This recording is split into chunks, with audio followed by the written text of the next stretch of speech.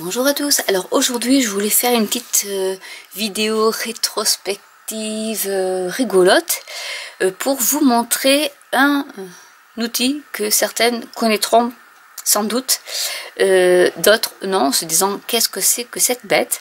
En fait, lorsque moi j'ai commencé du moins le scrap en 2004, il n'y avait pas de Big Shot forcément ou de machines de découpe et d'embossage, donc on devait faire avec les moyens du bord, et Fiskars avait trouvé le Scrap Boss qui est un petit outil pour embosser ces pages donc de scrap ou d'album, puisqu'à l'époque nous avions ça, il existait quand même le massicot, les ciseaux à détourer, et sinon on faisait avec des gabarits.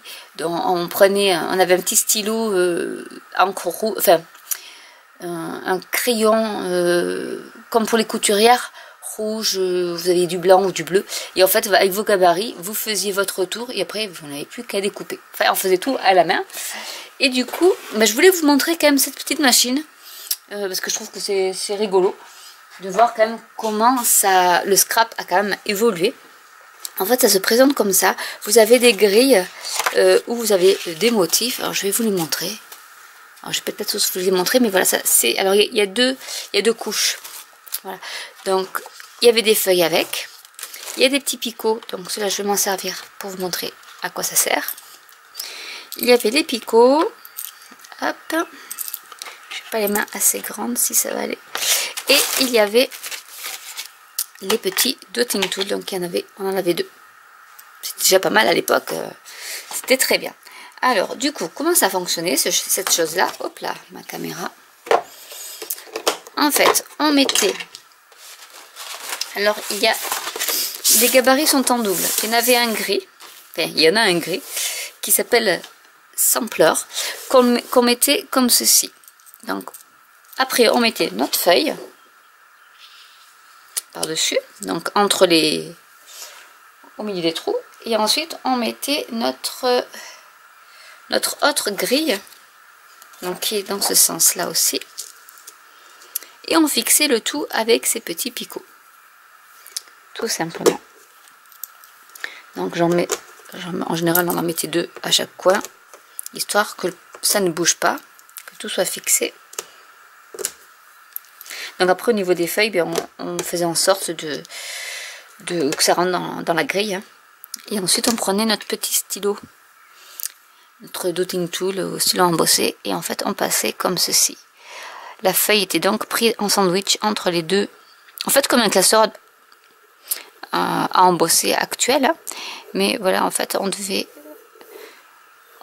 embosser à la main, donc ça fait un peu comme le pergamano en fait. C'est exactement la même chose, à part que c'est sur du papier et pas sur du parchemin. Mais c'est exactement la même chose. En plus grossier parce que voilà, ça se voit pas. Mais on faisait des jolies choses. Moi j'étais fière de mes petites créations après en embossage comme ça. Je faisais pas mal les papillons, les choses comme ça. Ces papillons là je le faisais. J'aimais bien le faire. Et c'est assez rapide, hein. Mais du coup c'est vrai que finalement je me dis que si je voudrais faire de l'embossage en vacances, j'ai qu'à mener ça et puis voilà quoi. Bon après on n'était pas super fourni en motifs, hein, faut pas non plus, c'est pas là vraiment tout ce que nous avons actuellement c'est royal, hein, par rapport à ce que nous avions à l'époque. Mais voilà, c'était je vais vous faire voir après le résultat. Donc ça c'est rapide quand même, hein. Mais pour les enfants, ça peut être encore utile plutôt que d'être à côté pour faire tourner la manivelle de la Big Shot ou d'autres autres machines de découpe. Finalement, pour les enfants, ça peut être sympa aussi. Comme ça, ils apprennent à embosser. C'est pas dangereux, c'est rapide. Et c'est une bonne manière aussi de les occuper. Je pense pas que ça existe encore, ce genre de choses. Je n'ai pas regardé, mais je pense pas. Il faudrait taper Fiskars Scrap Boss et voir si ça existe toujours, mais à mon avis, ça n'existe plus ce genre de choses. C'est une antiquité, c'est un collector, je pense. Donc on met nos petits picots là, et je vais quand même vous montrer le résultat, que vous voyez déjà un peu.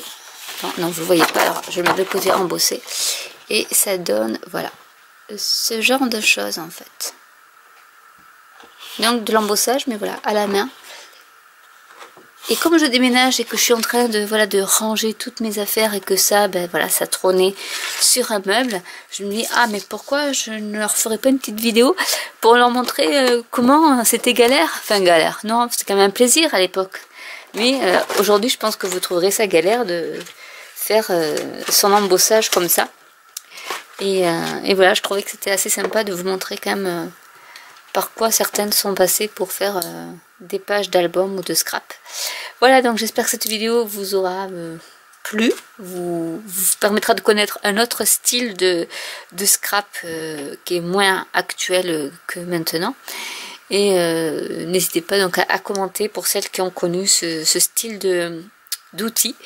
Et je vous dis à très bientôt pour une nouvelle vidéo. Bye!